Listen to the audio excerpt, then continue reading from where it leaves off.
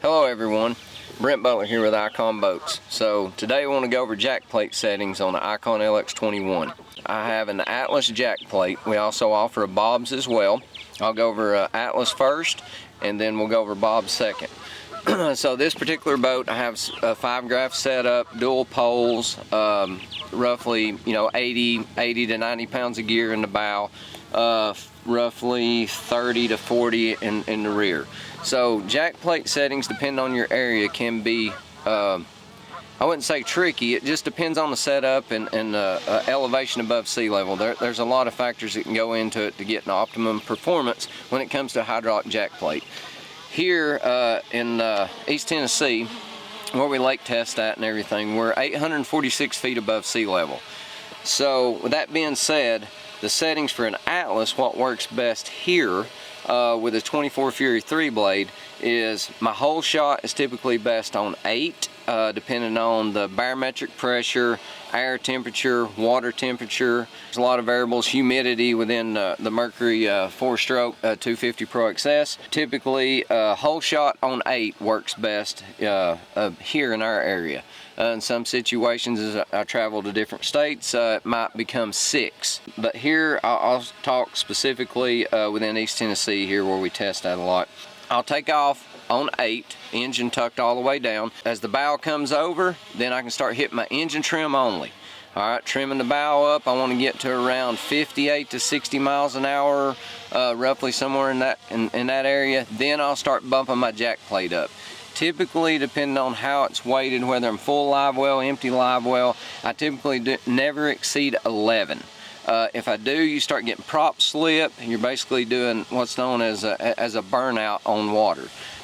So I definitely want to just bump it up, bump it up, bump it up, not just hold it straight up to 11.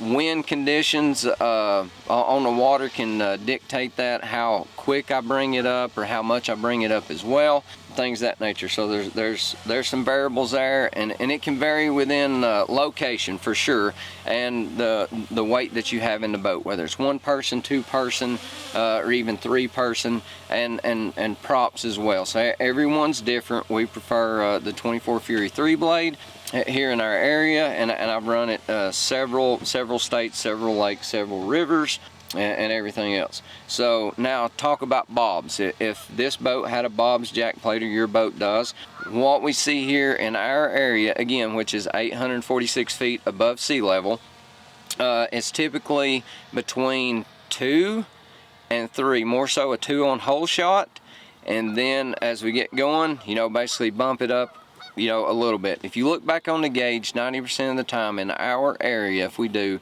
it ends up being around 2.5 to 2 3/4 for optimum performance. Again, that can all vary whether you're running only 2 graphs, 1 and 1, whether you're running a 360 as well or not running a 360, or if you end up, fully loaded out with a Mega Live target lock or not, or a Tarrant. Poles, no poles, there's a lot of variables in how much gear that you have in a boat. So be sure to don't be hesitant to tweak on jack plate heights, but when it comes to hole shot and getting your optimum performance, be sure that you got the lower setting on the hole shot, and then slowly bring your jack plate up. You never want to bring the jack plate up without trimming the engine up first, obviously, or it'll pick up the back end of the boat, and basically it won't let you get any bow lift is what will happen. So remember, hole shot low, Bob's around 2, Atlas around 8, it could be 6 in your area depending on elevation, and then slowly just bump them up, but you're basically traveling within 3/4 to 1.5 inches depending on the boat setup, and that'll help you get optimum performance out of your iKon LX21.